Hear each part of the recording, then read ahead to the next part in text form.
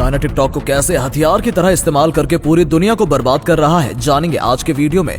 पाकिस्तान के लोग इस थैली के अंदर ले जा रहे हैं कुछ ऐसा जो बहुत खतरनाक है, और भारत का ऐसा हाथी जो दुनिया भर में फेमस है, लेकिन क्यों, जानेंगे वीडियो के आखिर में। Fact number 10। टिकटॉक के बारे में तो आप सभी ने सुना होगा, जिसने दुनिया में रील्स का एक दौर ला दिया है। पर क्या आप जानते हैं कि टिकटॉक के जरिए चाइना बड़ा खेल खेल रहा है, जिसके बारे में आज हम आपको बताएंगे। दुनिया भर के जितने भी देशों में टिकटॉक चलाया जा रहा है, वहाँ टिकटॉक का एल्गोरिदम कुछ इस तरीके से सेट किया गया है कि वहाँ का यूथ पढ़ाई लिखाई छोड़कर टिकटॉक में घुसा हुआ रहता है और हर टाइम उल्टी सीधी वीडियोस देख रहा होता है, जिसका असर पड़ रहा है उनकी पढ़ाई पर और करियर पर। वहीं चाइना के यूथ को टिकटॉक पर सिर्फ पढ़ाई, इनोवेशन, साइंस और टेक्नोलॉजी से जुड़ी चीजें देखने को मिलती हैं, जिससे उनका रुझान अपने आप पढ़ाई और करियर की तरफ रहता है। और वो जितना भी टाइम टिकटॉक पर होते हैं, कुछ न कुछ नॉलेजेबल चीज ही सीख रहे होते हैं। यानी चाइना टिकटॉक की मदद से दुनिया भर के यूथ को बर्बाद कर रहा है, वहीं अपने यूथ को पढ़ाई की तरफ पुश कर रहा है। भारत में तो टिकटॉक बैन है, पर वेस्टर्न देशों में टिकटॉक का साइड इफेक्ट क्लियरली देखा जा सकता है। नंबर 9।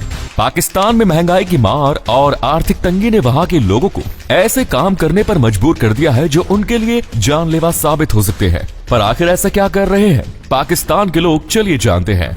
इस वीडियो को देखिए, जिसमें लोग बड़े बड़े प्लास्टिक बैग्स को लेकर जाते देखे जा सकते हैं। ये कोई आम प्लास्टिक बैग्स नहीं है, बल्कि ये एलपीजी से भरे हुए हैं, जिन्हें ये लोग अपने घर में ले जाकर खाना बनाने के लिए इस्तेमाल करेंगे।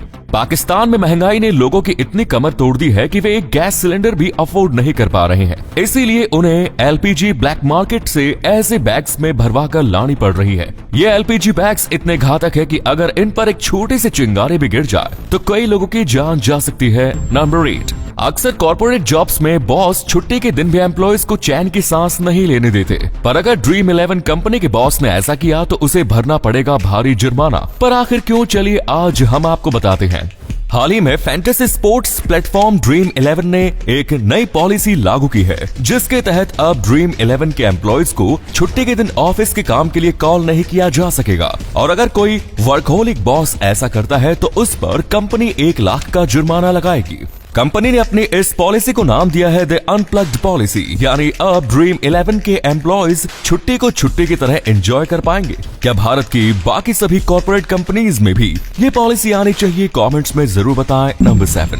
स्पेस टूरिज्म के बारे में तो आप सभी ने सुना ही होगा, जहां दुनिया भर की स्पेस एजेंसी लोगों को स्पेस में घुमाने लेके जाती है और बदले में अच्छा पैसा चार्ज करती है। पर जल्द ही इसरो इन एजेंसीज की दुकान बंद करने वाला है। कैसे, चलिए आज आपको बताते हैं। इसरो फिलहाल एक ऐसे प्रोजेक्ट पर काम कर रहा है जो सफल होने के बाद इसरो भी स्पेस टूरिज्म में अपना पैर जमा लेगा, जहाँ बाकी स्पेस टूरिज्म करवाने वाली कंपनीज स्पेस टूरिज्म के नाम पर मोटा पैसा चार्ज करती है और असल में स्पेस में लेके भी नहीं जाती। वहीं इसरो कम पैसे में असल में स्पेस की ट्रैवल करवाएगा, जिसके चलते बाकी स्पेस एजेंसीज को अपने बिस्तर पैक करने पड़ सकते हैं, और इसरो जल्द ही ऐसा करने वाला है, जिसकी ऑफिशियल अनाउंसमेंट भी हो चुकी है। नंबर 6। आपने भी अक्सर नोटिस किया होगा कि आसमान में तारे हमेशा टिमटिमाते रहते हैं, पर आखिर क्यों, चलिए आज आपको बताते हैं। एक तारे की रोशनी जब धरती पर आती है तो उसके लिए उसे एटमॉस्फेयर में मौजूद कई लेयर से होकर गुजरना पड़ता है। एक लेयर से दूसरी लेयर में पास होते हुए तारे की रोशनी अपना रास्ता बदलती है। इसलिए जो लाइट जमीन पर हमारी आंखों तक पहुंचती है वो कुछ इस तरीके से तारे तो टिमटिमाते हुए दिखती हैं, क्योंकि उस दौरान हम तारे की रोशनी को अलग अलग लेयर से गुजरते और बैंड होते देखते हैं। अगर आप स्पेस में जाकर तारों को देखेंगे तो वो टिमटिमाते हुए नहीं दिखेंगे, क्योंकि उस टाइम उन्हें आपकी आंखों तक पहुंचने के लिए कोई लेयर पार नहीं करनी होती है।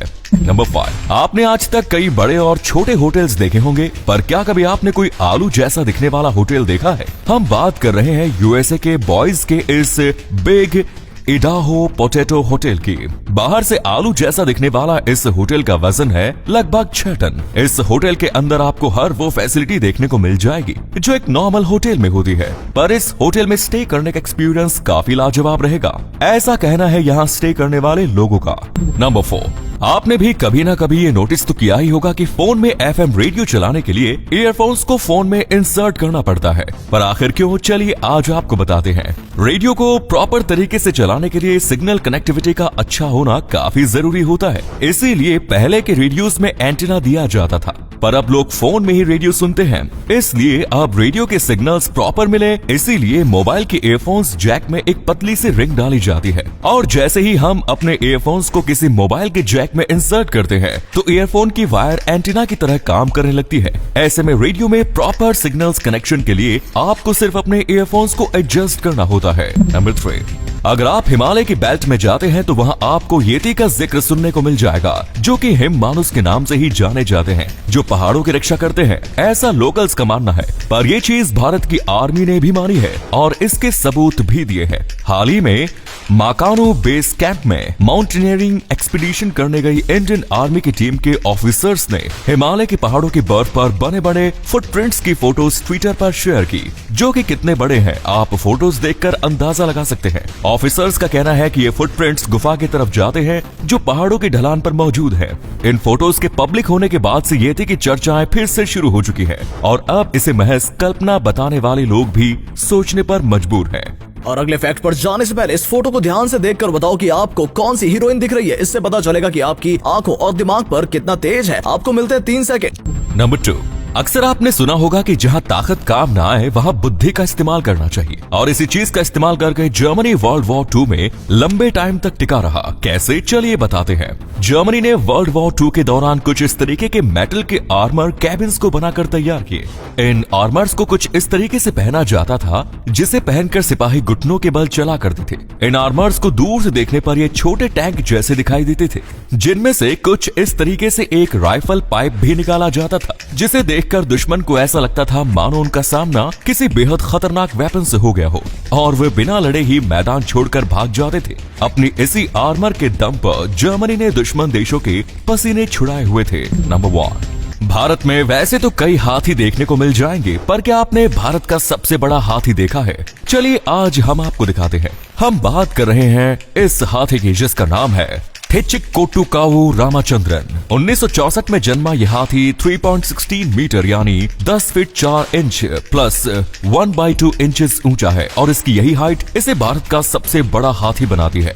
केरला के थिचिक्कोट्टुकावा देवासम मंदिर का प्रशासन इस हाथी की देखभाल करता है। इस हाथी की काफी अच्छी फैन फॉलोइंग भी है, जो इसे एक्का छत्राधिपति नाम से बुलाती है, जिसका मतलब है इकलौता राजा। दोस्तों वीडियो अच्छा लगा हो तो इसे शेयर कर देना। ऐसा करने से हमें मोटिवेशन मिलता है और ज्यादा अच्छे वीडियोस बनाने के लिए। वीडियो देखने के लिए आपका बहुत बहुत धन्यवाद।